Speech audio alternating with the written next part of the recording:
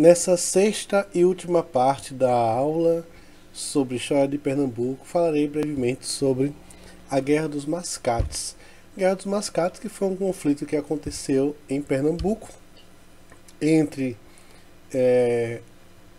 os colonos e plantadores de cana da região de Olinda e os mascates, que eram comerciantes de Recife. Vou falar então brevemente sobre isso, tá? E posteriormente farei aqui algumas questões de concurso. Ainda não estou bem. Guerra dos Mascates. Guerra dos Mascates foi um conflito que ocorreu no Brasil colonial entre 1710 e 1711, ou seja, numa fase posterior à expulsão dos holandeses. Essa disputa já era para saber qual região teria mais influência, se Recife ou se Olinda. De todo modo, vamos lá. Os mascates eram comerciantes vindos de Portugal, que se estabeleceram em Recife, rivalizando com a elite agrária local. Causas, vamos lá. Primeira causa, a guerra teve como principal causa os conflitos entre os mascates e os senhores de engenho, que viam sua influência política e econômica ameaçada pelos novos comerciantes. Primeiro, por que esse conflito?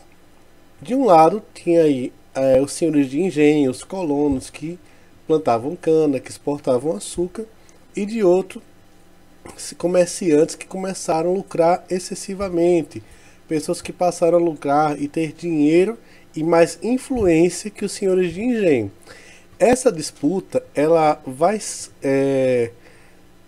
se ampliando porque os senhores de engenho passaram a ter menos influência que os mascates, que é aquelas pessoas que comercializavam, que compravam, que vendiam, que emprestavam dinheiro, enfim. O conflito iniciou-se com a prisão de um mascate, resultando em confrontos armados e saque. Houve batalhas em cidades como Olinda e Recife, com alternância de vitórias entre as partes. Então, tanto os senhores de engenho quanto os mascates se enfrentaram. E por um longo tempo, não houve uma vitória de um lado só, mas um lado perdia, outro lado vencia, e assim revezava, tá? Em relação ao desfecho desse conflito, eu posso dizer que foi um desfecho que teve consequência, mas que essa consequência ela foi reflexo da ação imediata do governo de Portugal.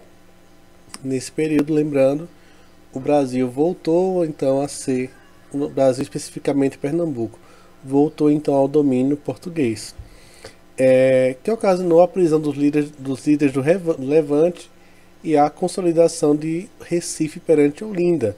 A Guerra dos Mascates foi encerrada em 1711, tivemos aí um ano de conflito então, e o conflito envolveu fazendeiros de Olinda e comerciantes portugueses da região de Recife, em uma disputa pelo domínio da região.